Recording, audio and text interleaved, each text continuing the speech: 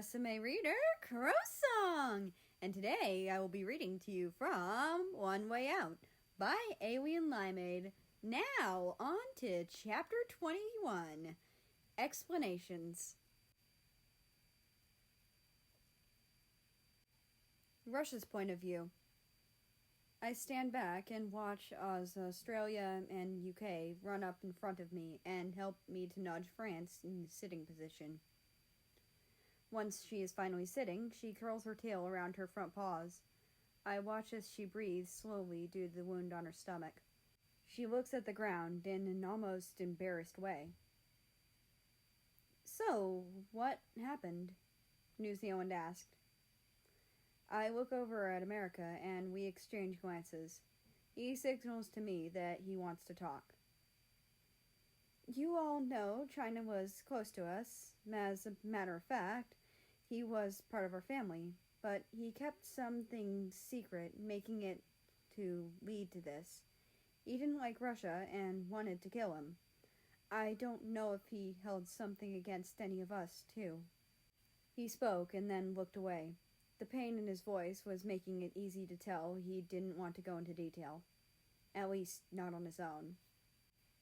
"I got into a fight with him last night, and sadly, America got dragged into it. I'm sorry," I mumbled, keeping it brief for America's sake. There was a moment of silence before another cat spoke. "You two had a history together, I assume?" UK asked me, wanting to know more. "Yes, we were close friends, actually. But one day it all changed, and that's when the hatred started. I didn't want to fight him, but he wouldn't stop." I watched as UK opened his mouth to talk, but before he could, France slowly got on all fours. "I believe you," she said, and looked into my eyes. "I saw him fighting my son. I wasn't sure why, because he was sent to find him. I jumped in, and that's when he went to attack me. I didn't want to fight, but—" "You had to," I cut in. "Yes," she replied, and looked down at the floor again. I looked towards America and saw his brother Canada leaning on him. I could tell he had pain in his heart, but it was finally healing when being reunited with his brother. He looked up at me, causing eye contact. "Russia, I'm so sorry. It's my fault both you and my brother had to face this," he said, and walked towards me. I rubbed my head on the side of his and looked him in the eyes once more. "Don't be sorry. Ame told me how the whole situation happened. You didn't mean to break the bridge. It was an accident. And we're all here now. Let yourself go at ease." After that, I watched as a big smile appeared on his face. He put one paw over me for a hug. I watched as he then walked back to sit by his mother this time. America's point of view. Hearing Russia say that to Canada made me feel happy. I smiled at him from afar and watched as he came to sit next to me. He leaned his head on top of mine, and I pushed my face into his chest. "Do you think you can walk?" I heard my dad ask my mom. "Yes, but I'm going to be slow. We shouldn't stay here any longer, so let's get moving," she replied. I moved my head away from Russia and perked up my ears. "Are we going?" I asked. I saw my mom and my dad look at me, and then everyone else. "We think it's best if we leave here tonight," my father said. "Everyone can stay and rest at our dens when we get back," France added. I looked over at Ukraine and Belarus. I noticed the two look at each other, then nod in agreement to what my parents had said.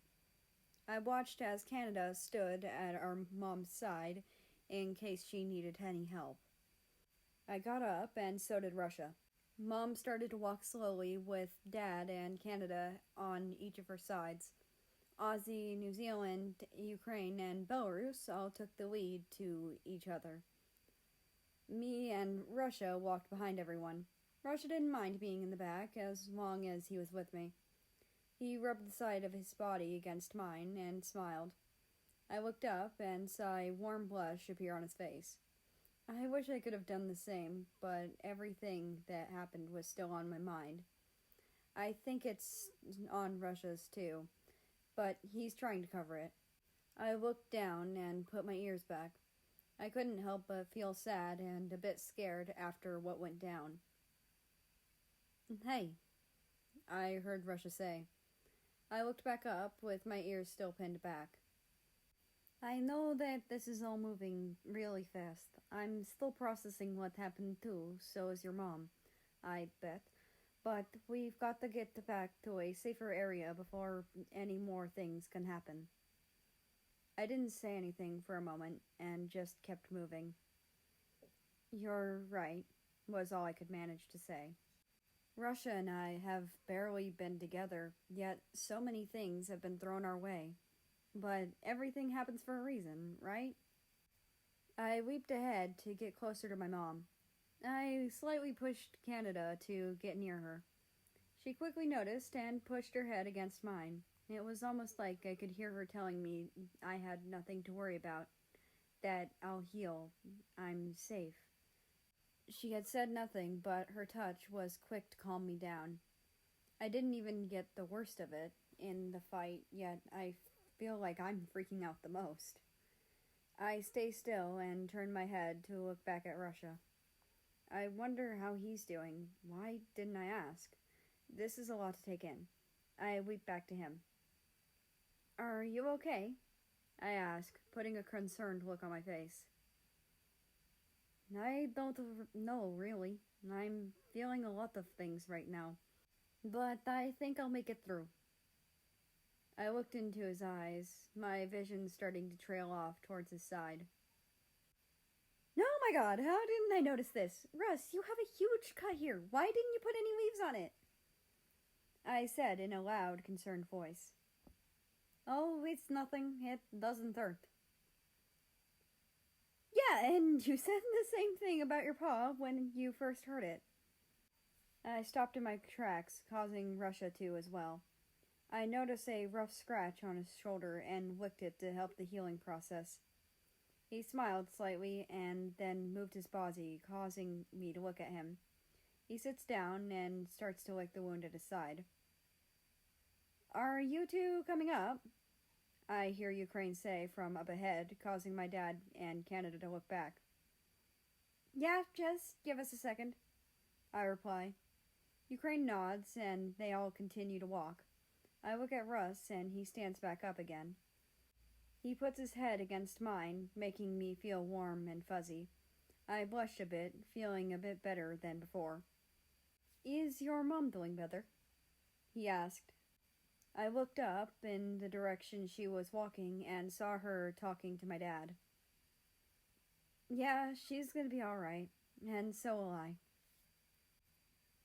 No one's point of view. The group of cats walked across the trail together for what felt like forever. It had only been a few hours, but with the pace France was walking at, it seemed a lot slower. They took multiple breaks to rest and clean up more battle wounds. Russia was able to keep the scratches on the side of his back from bleeding again. They had stayed in a damp area uphill to hunt and find food for the rest of the journey while they were doing so. After eating, more time was taken out for a short sleeping period to gain the energy they knew they needed. America and Canada made sure to bring back plenty of food for the rest of the travel. They decided to pick up the pace after the extra hunting and make their way through the tangled trees. The sunrise had been coming out by then and shined in their faces. After heading up the muddy trail, they knew home was even closer than expected. America was soon able to tell where they were and raced to the smell of where home was. He passed the river that they had once hunted at. He admired the way the sun had risen and reflected off the water. The sun hit his coat, allowing a warm feeling to spark within him. The thoughts that had rushed through his mind were put away for a moment to feel the joy and warmth of a loving home. Russia followed behind quickly as they entered the clearing full of dens. A beloved home they called theirs. And that's the end of this chapter. I hope you enjoyed. Anyway, I'd like to invite you to join the Discord, which is linked down in the description below. That being said, I hope you have a nice rest of your day, night, or whatever it is for you. Just have a great day. And I will see you tomorrow.